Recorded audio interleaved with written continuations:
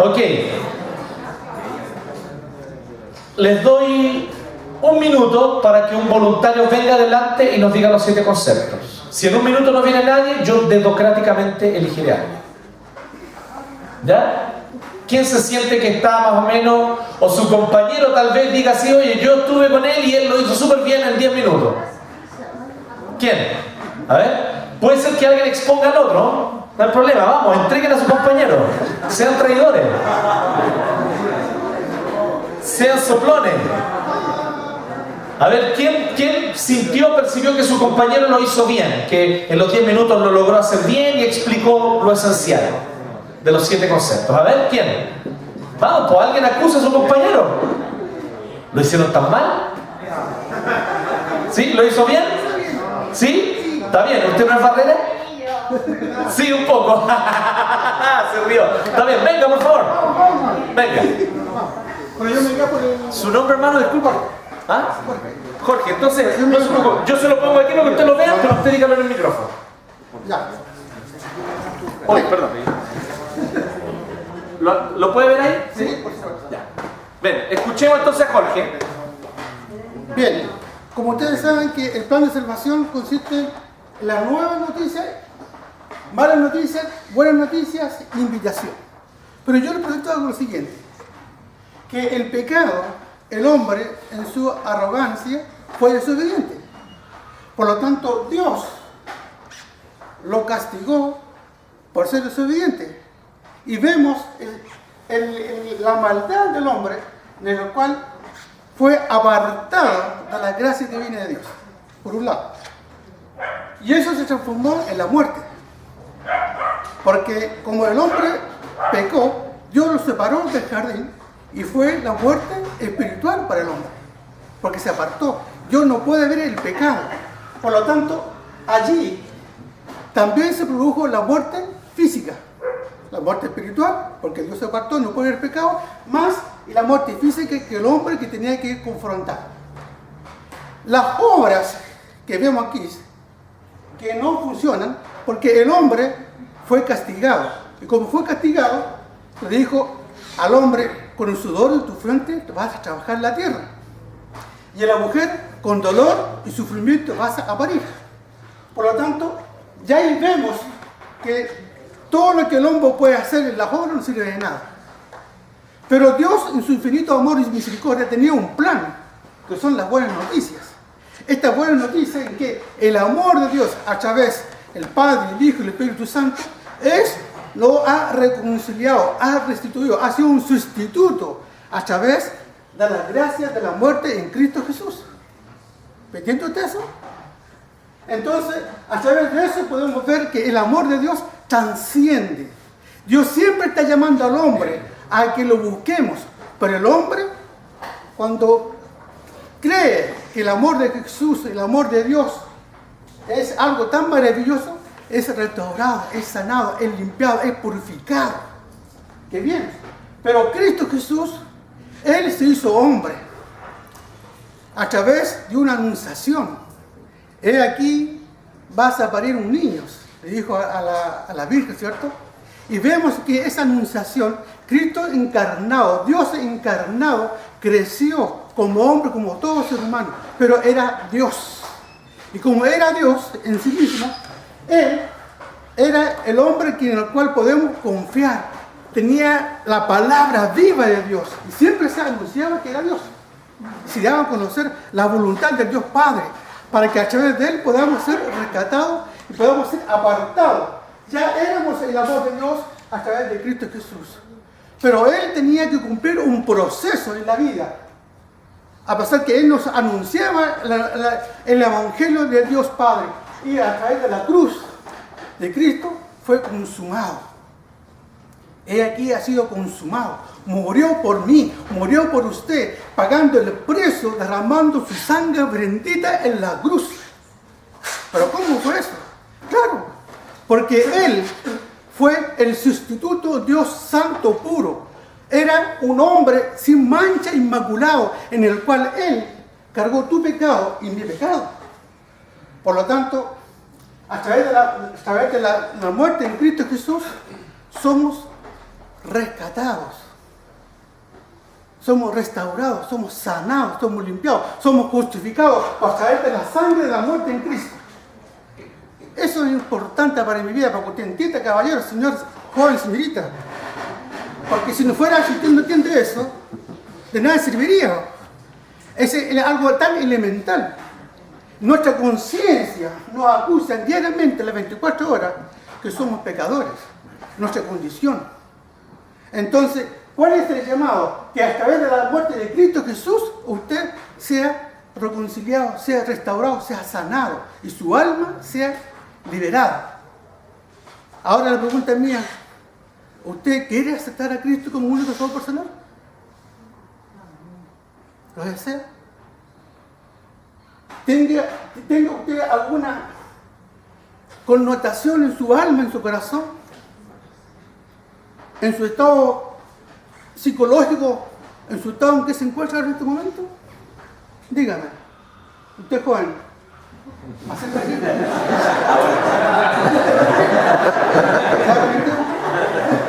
Muy bien, un aplauso para Jorge. Bien, oye, muy bien Jorge, valiente, así que está bien, excelente. Entonces, ¿qué es lo que yo diría? ¿Sí? Dos cosas. Encontré buena la relación de eso de lo del jardín, que Dios les dijo que iba a trabajar con el sudor de su frente, iba a dar a luz con dolor, pero nada de eso los iba a salvar. ¿Sí? Entonces efectivamente la demostración de que las obras no funcionan, o sea, por más que pagaran en su propio esfuerzo, eso no lo iba a salvar. Buena relación, me gustó, una idea teológica interesante. Con respecto a la cruz, creo yo que faltó enfatizar el hecho de que nuestros pecados fueron colocados sobre Cristo. Esta vez es el énfasis que está faltando, porque uno dice así, usted dijo bien, esto es una verdad, Cristo murió por nosotros en la cruz, es un hecho que es así. Pero todos hemos escuchado eso y toda la gente en la cultura chilena lo ha oído en algún momento u otro. Pero cuando tú le explicas cómo eso ocurre en la práctica, diciéndole, tus pecados son tomados y fueron colocados sobre Cristo, todos ellos. Y entonces en Cristo fueron castigados y al morir Él en la cruz, Él entonces mató nuestro pecado. Y de esa manera nuestro pecado fue saldado, nuestra deuda. Entonces la idea de que en la cruz fueron colocados o lanzados nuestros pecados sobre Él, tal vez le faltó enfatizar un poco más eso, pero lo demás muy bien. Así que un aplauso para Jorge. Muy bien. Bien. Ahora, ¿hay alguien más, algún voluntario que quiera? ¿Sí? Vamos. ¿Quién es voluntario, voluntaria? ¿Una dama? Me gusta el desafío. Una dama. Muy bien. Ya los hombres se relajaron. Ya. Vamos entonces a ver quién va a ser la dama que va a salir. ¿Qué dice Whitney? Doble dificultad. A presentarlo y en un segundo idioma que no es el tuyo. ¿Pero te atreves, Whitney? ¿Vamos? Bien, Whitney. Oye, al tiro aplauso para Whitney porque en realidad se atrevió. Ya, vamos. Whitney Houston. Por favor. Ya, disculpa si me equivoco. Por supuesto. Con español. Es por gracia, es por gracia. Ya. Bueno, fuimos creados para estar en relación con Dios. Eso fue el propósito, estar como en una amistad, una relación. Como que si habían dos sillas y estamos acá hablando al uno al otro. Pero cada uno de nosotros tomamos la decisión que había algo más, había algo mejor y queríamos darnos vueltas a ver lo que había.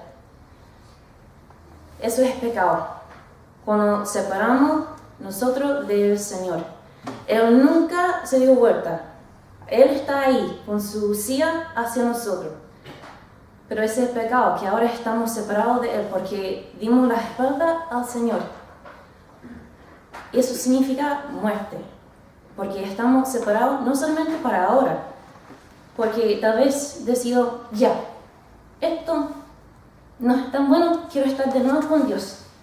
Pero ahora hay una separación. Porque cuando hice esa decisión de darme vuelta, significa que ahora estoy sucia. Ahora, aunque quiero estar con Dios, hay una separación que no puedo alcanzar a estar con Él, porque Él es perfecto. Aunque me ama tanto, no puede estar conmigo, porque Él es justo, Él es puro, Él es santo. Y aunque quiere estar conmigo, no puede. Entonces estamos ahí. Estoy muerta. No puedo alcanzar. Es como un bebé que se cayó en los pañales sucios. Y aunque intento sacar toda la suciedad, es más y más sucio. Y yo no puedo limpiarme suficientemente. No hay nada que yo pueda hacer que significa que pueda alcanzar a Dios de nuevo. No es por obra, no es nada que pueda hacer para estar suficientemente limpio para estar en su presencia. Nunca. Porque Él es tan santo que aunque quiere estar conmigo, quiere que yo esté al lado de Él, si lo haría, ya no sería el Señor, porque Él no es santo ahora por estar en la presencia de pecado. Entonces ahí estamos, muertos, y no importa lo que hacemos, no podemos estar con Él nunca jamás. Pero Dios no quería que eso sea la realidad. Entonces Él decidió, voy a hacer algo para que todavía haya esperanza. Entonces Él envió a su Hijo al mundo, Dios encarnado, para andar con nosotros, y Él tomó todo ese pecado, todo eso, las cosas sucias de nuestra vida, Él lo tomó en su hombro, por el amor, por querer estar con nosotros. Jesús decidió, yo voy a tomar ese cargo, yo voy a ponerlo encima mío, yo voy a morir por ellos, porque no quiero que esa muerte nos separe nunca más. Entonces yo voy a morir por ti, por todos nosotros. Suena mal, por ti, para que tengamos la opción. Entonces Jesús, siendo inocente, fue colgado en la cruz, tomó todo nuestro pecado y Él murió. Y eso significa que ahora la muerte ha sido vencida y tenemos la opción. Si se acuerdan de nuevo de esa relación de dos sillas hablando en la conversación, ahora podemos tomar la decisión de estar con Dios, porque Él nunca se dio vuelta, ha estado esperando todo el tiempo, y ahora es nuestra elección, nuestra opción de decir que sí, quiero aceptar lo que Jesús hizo por mí, aceptar ese regalo y aceptar a Cristo como mi Salvador. Él murió por mí. Entonces yo quiero preguntar si quiere tomar esa decisión, y si quiere darse vuelta tu silla y estar con Jesús para estar con el Señor. Muy bien.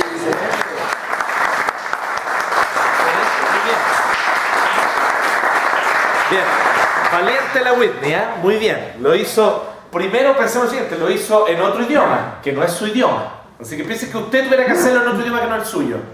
No sería fácil, ¿o no? Así que súper bien Whitney, muy bien.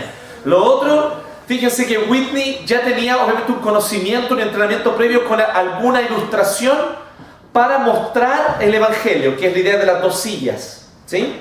Entonces ella ya conocía esto y lo que hizo fue, pongámoslo entre comillas, esta ilustración, esta idea que ella ya conocía, la rellenó con las cosas que nosotros fuimos hablando hoy día, por darle un ejemplo, por decirlo de una manera, ¿sí? Entonces ella fue tomando los conceptos y los fue mostrando con una ilustración que ella ya conocía. Entonces puede ser que alguno de ustedes ya conozca algún método evangelístico. Les vuelvo a decir, usen el método evangelístico que conocen, no hay problema, ¿sí? La idea es que, sin embargo, nosotros busquemos que estos puntos se aclaren, ¿sí? Entonces, un par de observaciones, ¿sí? Nuevamente, vamos a hacerlo igual como dice con Jorge, una positiva y otra negativa, ¿sí? La positiva primero. Estoy preguntando, ¿no? Ok, entonces, no voy a hacer la negativa primero porque es antes. La negativa sería solamente una cosa, ojo con cómo presentamos el pecado. En el sentido de que es muy importante que la persona entienda que es su culpa.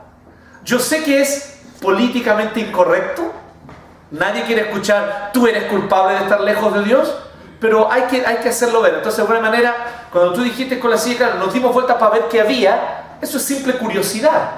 Nadie es culpable de curiosidad, ¿sí? Entonces, tú tienes que mostrar, no, que nosotros no quisimos más estar con Él.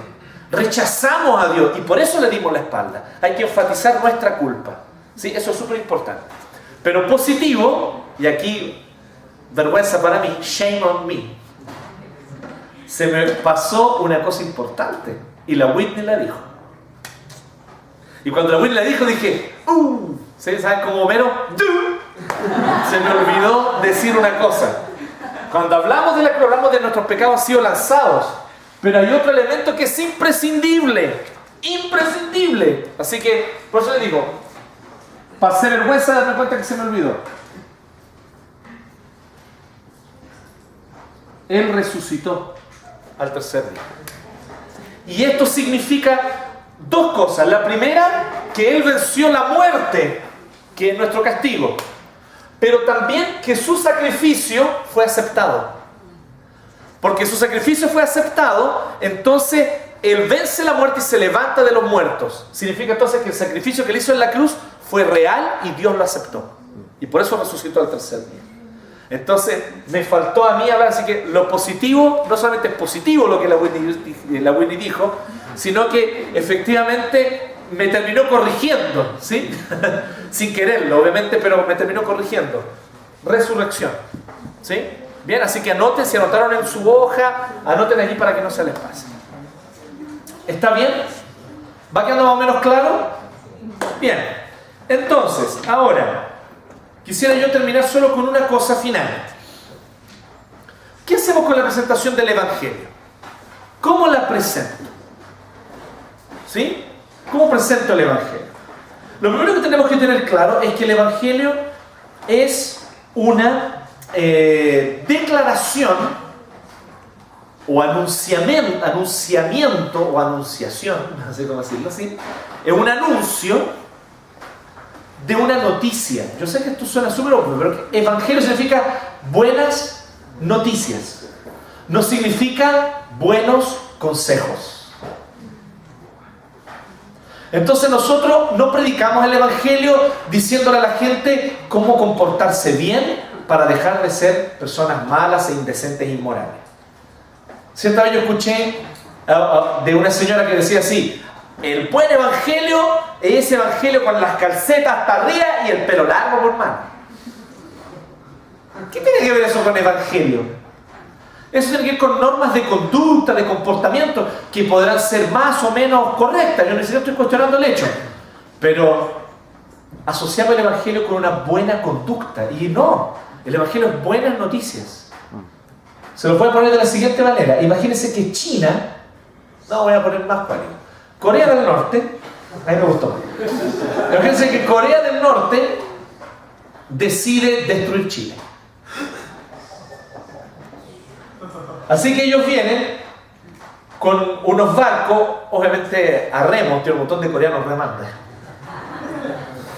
Ok, fue mal chiste, sorry. Eso fue políticamente incorrecto. Ok, entonces ellos vienen con sus barcos, una flota de barcos vienen por el Pacífico y vienen con ojivas nucleares y todo.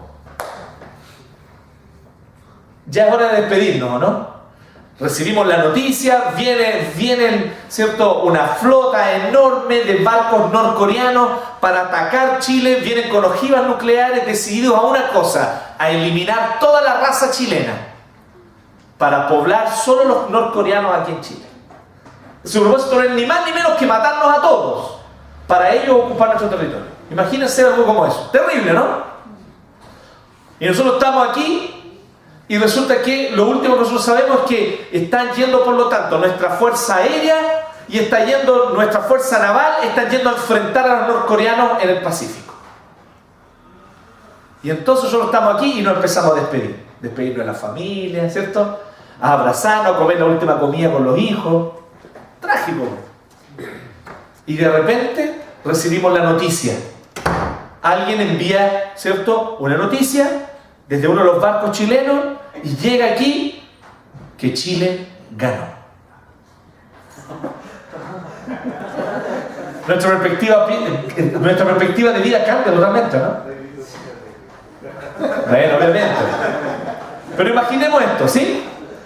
Chile ganó. Combatimos en el Pacífico y ellos muchos de sus barcos fueron destruidos y tuvieron que retirarse y volver a Corea del Norte. Así que no pudieron invadir nuestro país. Entonces, toda nuestra perspectiva de vida cambió desde ese día en adelante, ¿cierto? Nosotros estábamos seguros que al otro día íbamos a estar todos muertos. Pero en vez de eso, ganamos y durante la noche, mientras esperábamos las noticias, nos reconciliamos, la gente que estaba peleada volvió a estar en buena, ¿sí o no? Esas cosas que pasaron como en el terremoto, por ejemplo. ¿Sí? Entonces, empieza a ocurrir, nuestra vida cambia, es verdad, pero no por causa de algo que nosotros hayamos hecho. Otros hicieron algo por nosotros y nosotros solo recibimos la noticia y esa noticia cambió nuestra vida. Eso es el Evangelio. ¿Se fijan que es distinto? Entonces el Evangelio no es buenas instrucciones o buenos consejos o una buena lista de cosas que debes hacer. El Evangelio es buenas noticias de lo que otro hizo por mí. Porque hubo soldados que dieron su vida, marinos que dieron su vida, para que nosotros pudiéramos disfrutar de la libertad que tenemos. Así nosotros recibiríamos la noticia, ¿cierto? Y sería nuevo feriado y nunca más olvidaríamos esa fecha, ¿cierto? La fecha en la cual Chile se libró de haber sido casi destruido, ¿cierto?, por los norcoreanos, que eran en su mayoría Anunnakis y que por lo tanto venían del espacio. Ok, eso es una tontería. Bien, entonces, esa es la idea. Buenas noticias. Buenas noticias. 1 Corintios 15. Hablan ahí.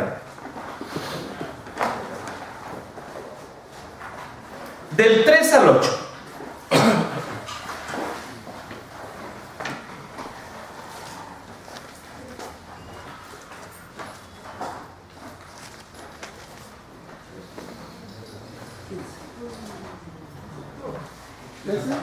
Primera de Corintios 15.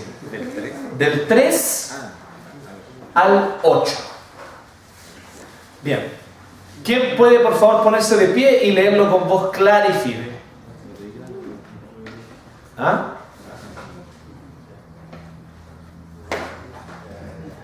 Dale, Pablo, dale. Vamos. ¿Del 3 a cuándo? Del 3 al 8.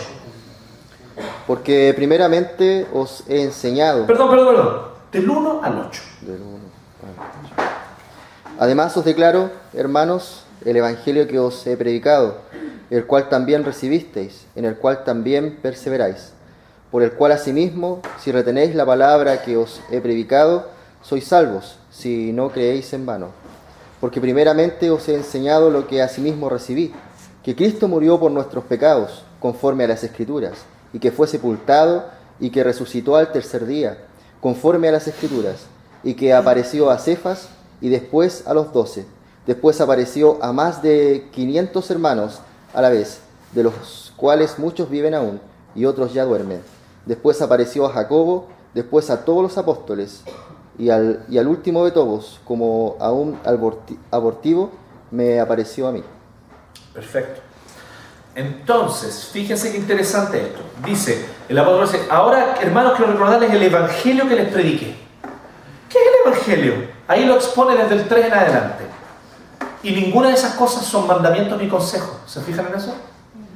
Del 3 en adelante son puras noticias. Cristo murió por nuestros pecados, según las Escrituras. Fue sepultado, resucitó al tercer día y se apareció a Cefas, a los 12 y después más de 500 hermanos a la vez. Todos son hechos realizados por Cristo a nuestro favor. Pero son hechos realizados por Cristo. Aquí él nos dice así, este es el evangelio. Pórtense bien, dejen de hacer lo malo, ¿sí? Sean buenos. No es eso, ¿cierto? El evangelio es noticias de lo que otro hizo por mí. Por eso vuelvo a recordar, el evangelio son buenas noticias, no buenos consejos. Pero me gusta que él dice esto, que Cristo murió por nuestros pecados según las Escrituras, que fue sepultado y que resucitó al tercer día según las Escrituras. O sea, todo esto ya estaba preanunciado. Yo quiero terminar simplemente diciéndole que lo maravilloso del Evangelio es que tú lo puedes predicar en toda la Escritura. No hay ni un texto de la Biblia desde el cual tú no puedas presentar el Evangelio, si tú lo miras con la perspectiva correcta. ¿Sí? Entonces, si nosotros tomamos los distintos episodios que aparecen en la Biblia, podemos nosotros tomar cada uno de esos episodios y mostrar cómo ellos, de una u otra manera, revelan a Cristo. Primero, porque algunos episodios puede ser que revelen la promesa del que habría de venir. Si yo vengo y estoy predicando en Génesis y hablo sobre la caída de Adán y Eva en el Génesis, yo voy a ver que ahí Dios le hace al tiro la primera promesa del Evangelio. Le dice a la serpiente que su simiente tendrá enemistad contra la simiente de la mujer, pero que la simiente de la mujer va a vencer a la simiente de la serpiente. Que la serpiente le va a ir en el calcañar, le va a morder el calcañar, pero el descendiente de la mujer le va a pisar y a aplastar la cabeza. O sea, con eso está diciendo que aunque él iba a ser herido, y fue herido, de hecho, su calcañar cuando lo clavaron en la cruz, él iba a vencerlo pisando la cabeza de la serpiente y venciendo sobre él. Ahí yo tengo el tiro, un anuncio del Evangelio. El primero que anuncia el Evangelio es Dios mismo, en Génesis 3:15. Entonces, de ahí en adelante tenemos el Evangelio todo el tiempo, y en cualquier momento nosotros podemos hablar sobre el Evangelio. En cualquier texto de la Escritura. O sea, no solo de ahí en adelante, también en Génesis 1 o en otros textos, ¿sí? Porque todos los textos nos van a apuntar hacia la necesidad de Cristo, hacia la necesidad de un Redentor, o hacia la gloria de un Dios todopoderoso que nos ha amado, que es justo y santo, y que por lo tanto ante su justicia nosotros estamos condenados a muerte por nuestro pecado, pero que Él nos ha amado y que en Cristo nos presenta la solución. Y como nosotros tenemos una ventaja, como ya conocemos el final de la historia en el Nuevo Testamento, podemos tomar del Antiguo Testamento e interpretar a la luz del Nuevo. De hecho, debemos hacerlo. Debemos hacerlo. Porque el Antiguo Testamento solo es correctamente comprendido a la luz del Nuevo. Entonces yo quería terminar diciéndoles esto, y tal vez si pudiéramos tomar algunos ejemplos. ¿Sí? Entonces, por ejemplo, la Torre de Babel. ¿Conocen la historia de la Torre de Babel? Génesis 11. Hablamos de esto.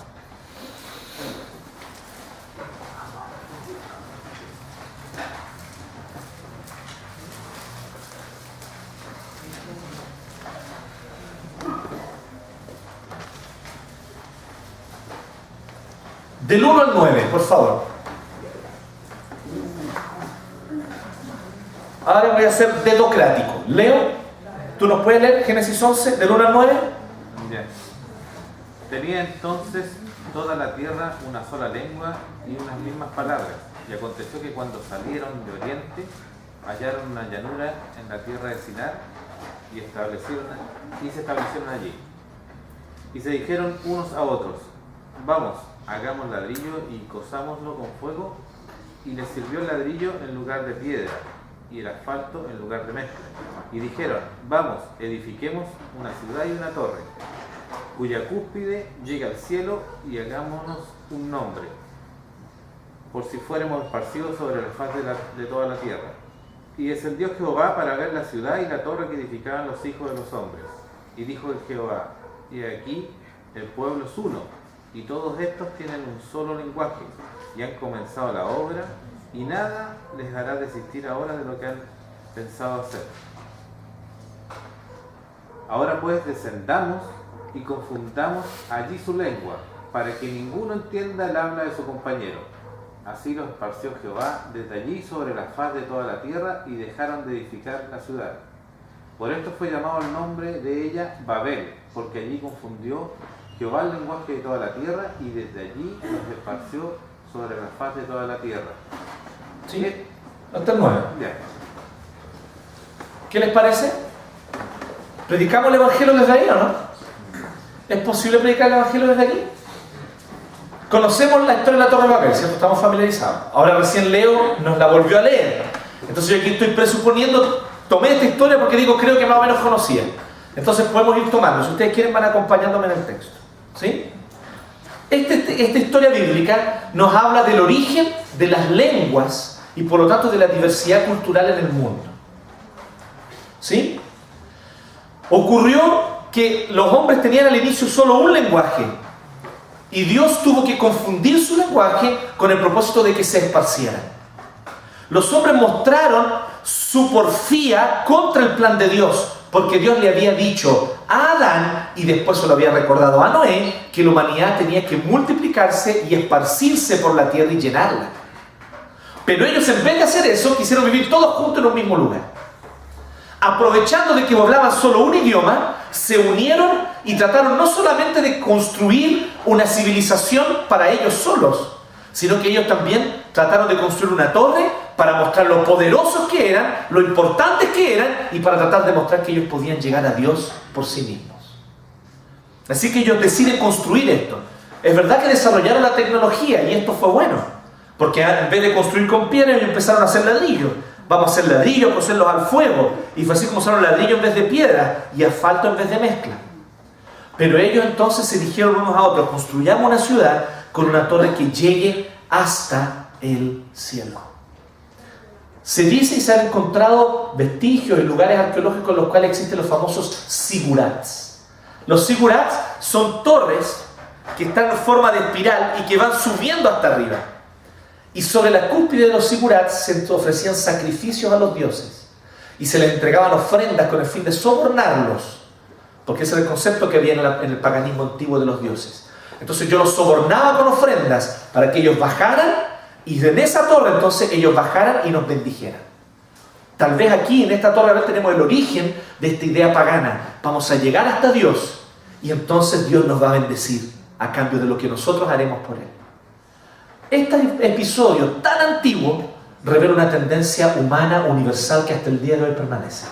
Todos nosotros estamos tratando de alguna manera llegar a Dios, ser como Dios, y nos esforzamos mostrando y haciendo nuestro mejor desempeño para que Dios entonces descienda y nos bendiga.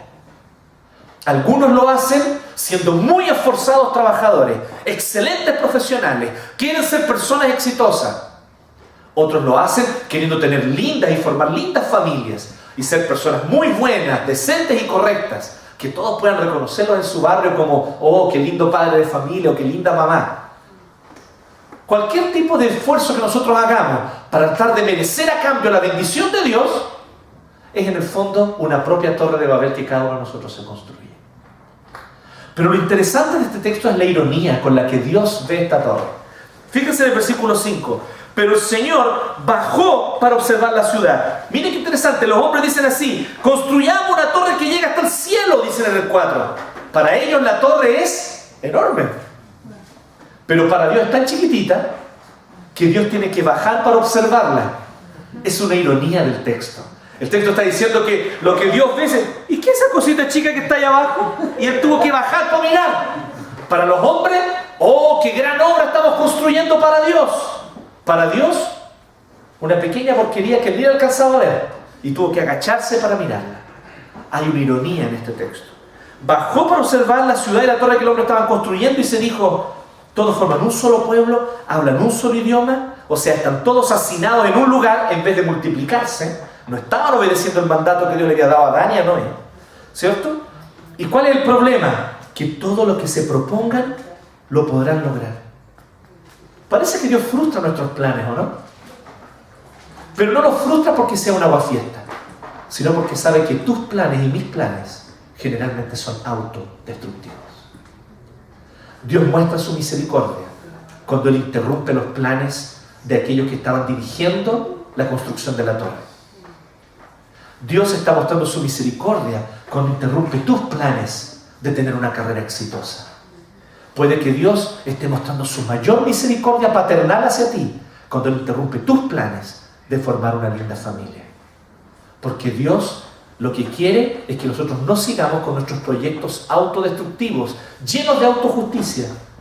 Así que Dios lo que hace, en este caso, bajó y confundió su idioma para que no se entendieran entre ellos mismos. De esta manera, dice el versículo 8, Dios los dispersó de allí por toda la tierra.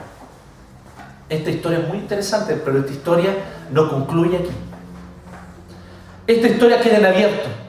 La humanidad recibió distintas lenguas y todas con esas distintas lenguas formaron distintos grupos y se distribuyeron por la tierra. Pero esta historia no terminó. Esta historia terminó en el Nuevo Testamento. Porque la Biblia nos dice, y Jesucristo mismo dice, yo soy el pan que descendió del cielo. No fue solo en este momento cuando Dios descendió. Dios descendió de manera radical y mucho más potente que aquí, cuando en la persona de Jesucristo, Él vino y se hizo hombre para morir por nosotros. ¿Por qué se hace hombre para morir por nosotros? Porque nosotros, en nuestro pecado, al igual que los constructores de la torre, hemos tomado la decisión de darle la espalda a Dios y de creernos autosuficientes. Eso nos condena. Ante la rectitud y la justicia de Dios, nos hace merecedores de muerte. Y por lo tanto estamos separados de Dios en muerte espiritual, pero también esto trae como consecuencia la muerte física y peor aún, la misma muerte eterna. Por causa de nuestra rebeldía contra Dios. Y no importa cuánto nos esforcemos, no importa cuántas torres tratemos de construir para que Dios nos bendiga, ninguna de ellas alcanza realmente a la altura de Dios. Todas nuestras torres grandiosas, Dios las ve desde arriba y ve que no son nada. Las obras no funcionan. Pero la buena noticia es que Dios, igual que en la Torre de Babel, descendió. Descendió cuando fue concebido en el vientre de María. Y nació de María Virgen. Y de ahí entonces, Él, asumiendo la naturaleza humana, habitó entre nosotros. Y fue Dios verdadero y hombre verdadero también entre nosotros. Por amor Él se acercó, porque nos amó con amor profundo y nos vino a buscar. Y sobre esa cruz, cuando Él va hasta la cruz y da su vida, Él hace el mayor acto de transformación de la historia. Porque donde todos los hombres quieren levantar su propio orgullo, Dios hecho hombre, que es Cristo, se humilló. Todos los hombres buscan ser reconocidos y admirados. Cristo fue hasta la muerte y estuvo dispuesto a ser avergonzado públicamente, golpeado, escupido y dejado. Pero fue así como Él transformó la historia.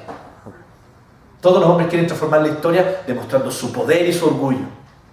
Cristo cambió la historia con su humildad y con su sacrificio.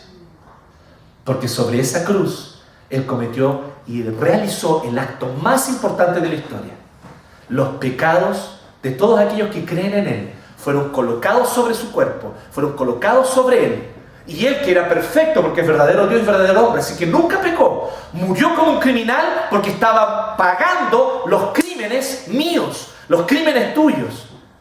Mis pecados fueron colocados sobre Cristo, lanzados sobre Él, y allí Él pagó el precio, y de esa manera entonces mis pecados fueron condenados y su sacrificio fue aceptado porque al tercer día Él resucitó de los muertos. Así que esta historia termina en el Nuevo Testamento, porque Cristo desciende, es Dios que desciende para resolver nuestro problema, tal cual como lo hizo en el episodio de la Torre de Babel. Pero no solo eso, sino que también nosotros vemos otro episodio. Cristo al tercer día resucitó de los muertos y ascendió a los cielos. Y cuando Él ascendió a los cielos, envió su Espíritu Santo. Y nuevamente ahí vemos a Dios descendiendo. Dice en Hechos capítulo 2 que ellos sintieron como un viento, un ruido fuerte que descendía sobre ellos. Y en esa hora entonces, todas las personas, los creyentes que estaban reunidos, hablaron en distintas lenguas, igual que en la Torre de Babel. Pero se entendían. No se confundieron. Se entendían unos a otros, porque todos glorificaban a Dios. Amén. Y esta historia va a concluir cuando Cristo regrese. Porque cuando Él vuelva, de todas las naciones, tribus y lenguas, estarán delante de su trono adorando al Cordero. Amén. Este es el final de la historia. ¿Sí? ¿Les parece? ¿Les parece el ejemplo, no? Sí. ¿Se fijan que desde cualquier texto bíblico yo puedo predicar el Evangelio? Entonces les estoy presentando el ejemplo con Génesis 11, ¿sí? Que es la Torre de Babel. Pero nosotros tenemos que mirar siempre las historias bíblicas a la luz del Evangelio. Porque fíjense que yo podría haber presentado la Torre de Babel y haber dicho así: hoy estos babelianos fueron súper orgullosos y construyeron su torre. Así que nosotros no seamos orgullosos. Pero ahí yo solamente estoy poniendo un peso moral. Porque yo voy a salir del templo y voy a decir: chuta, pero yo no siempre logro ser humilde. Ahí me cuesta ser humilde, yo soy súper orgulloso. Entonces me voy a sentir un fracaso. O tal vez otro, contradictoriamente en todo caso, de manera súper contradictoria, va a decir así: oye, pero no, yo sí puedo ser humilde. Es poco probable algo más orgulloso que eso, ¿no? Así, no, yo puedo ser humilde. Pero como sea, yo voy a alejar a las personas de Cristo. Yo tengo que decir lo siguiente: La Torre de Babel nos muestra que todos los hombres somos pecadores y nuestro pecado se revela en nuestro orgullo. Pero hubo uno que se humilló por nosotros. Allí donde todos los hombres muestran su orgullo, Él mostró su humildad. Ninguno de nosotros será capaz de ser perfectamente humilde, pero hubo uno que lo fue por ti y por mí. Y Él es Cristo el Señor. Cree en Él, porque Él ocupó tu lugar y Él es tu sustituto. Entonces yo tengo que presentar el Evangelio. El otro que hablábamos ayer, Gonzalo, David y Goliat. David y Goliat, ¿cierto? También, son solo para nombrar. Yo puedo llegar y decir así: por lo tanto, aprendamos de David, seamos como David, valientes y confiemos en el nombre del Señor. Pero honestamente, no todos somos valientes, por cierto. E incluso los más valientes entre nosotros no son todos los valientes que debieran ser. Pero ¿qué es lo que nosotros podemos decir? Que hubo uno que enfrentó no solamente a un gigante, enfrentó la peor amenaza de todas, enfrentó al pecado y a la muerte, y la enfrentó por ti y por mí. Él enfrentó la peor amenaza que la historia ha conocido, el pecado y la muerte. Y él, siendo pequeño porque se humilló, Dios que se hizo hombre, enfrentó la muerte, enfrentó el pecado y lo venció por nosotros. Por lo tanto, la lección no es seamos como David, sino la lección es: David fue bacán, sí, pero David no fue todo lo bacán que pudo haber sido. Hubo otro mejor que él, y es Cristo. En él tenemos que creer. ¿Se fija? Entonces yo apunto a Cristo a partir de David. ¿Gonzalo? Una de las cosas que estamos viendo en el Instituto Bíblico es tomar los relatos del Antiguo Testamento y verlo a la luz del Nuevo, lo que tú estás diciendo. Perfecto. Porque están esos extremos que hoy día se ven, que se cuenta uno o se cuentan como cuento, Sí. y se canta de David, o se toma también el extremo alegórico. Que David tomó 5 piedras, una era la rapidez, una era la humildad. ¿Cuál es tu gigante? Entonces hoy día No, lo maravilloso de las 5 piedras cuando dice que son el ministerio quíntuple. por ejemplo. Entonces, estoy diciendo muy interesante, porque todo debe apuntar hacia ti. Eso es maravilloso. ¿Sí? Entonces, porque todo de hecho apunta a Cristo. Miren, hay historias en el Antiguo Testamento que son terribles, ¿sí? Y que simplemente nos muestran la necesidad de un Redentor. La necesidad de un Redentor. Que nos muestran hasta dónde puede llegar la condición humana cuando nosotros estamos lejos de Dios. Hay un relato de un levita que le violan y le asesinan a su esposa, y él la corta en 12 pedazos y envía un pedazo para cada tribu de Israel. Está en Jueces. Ahora, ¿cómo yo predico eso? Bueno, yo predico mostrando que ese episodio solo muestra la tremenda pecaminosidad de todos los corazones humanos. Porque allí, cuando ocurrió ese episodio, ocurrió en una de las tribus de Israel. Ni siquiera fue en Sodoma. Entonces nosotros tomamos y decimos: oye, el pecado habita en todos nosotros. Entonces ese episodio nos muestra la necesidad de un Redentor que venga a morir por nuestros pecados y que nos redima de nuestro estado caído y de nuestra miseria. Entonces yo tengo que hablar de Cristo, tengo que apuntar de Cristo. No hay otra manera de entender el Antiguo Testamento si no es mediante Cristo. Y esto no es porque yo lo estoy inventando, porque la teología reformada lo diga. Jesús lo dijo. ¿Qué le dijo a los fariseos? Escudriñen las Escrituras, porque ustedes ven en ellas la vida eterna, ¿cierto? Bueno, ellas dan testimonio de mí. Cristo es la llave hermenéutica para entender toda la Biblia. Es la llave hermenéutica para entender toda la Biblia. ¿Recuerdan ese principio? Que el mismo Jesús enseñó. Entonces, en todo el Antiguo Testamento nosotros podemos ver cómo Cristo es preanunciado. ¿Está bien? ¿Les parece? Entonces quería terminar con eso para que pongamos en práctica esta presentación del Evangelio con cualquier texto. Si ustedes fijaron, cuando hablé de la Torre de Babel, hablé los 7 conceptos, ¿cierto? ¿Se fijaron en eso, no? Medio rápido así, pero los hablé. ¿Se fijan? Y apuntamos también a la interpretación de la historia de la Torre de Babel desde una visión cristocéntrica. Esa es la clave. Hay que ser cristocéntricos, porque la Biblia es cristocéntrica. Toda la Biblia es cristocéntrica. ¿Bien? Estaremos terminando por hoy. ¿Sí? No sé si tienen alguna duda, colocación o pregunta que quisieran hacer.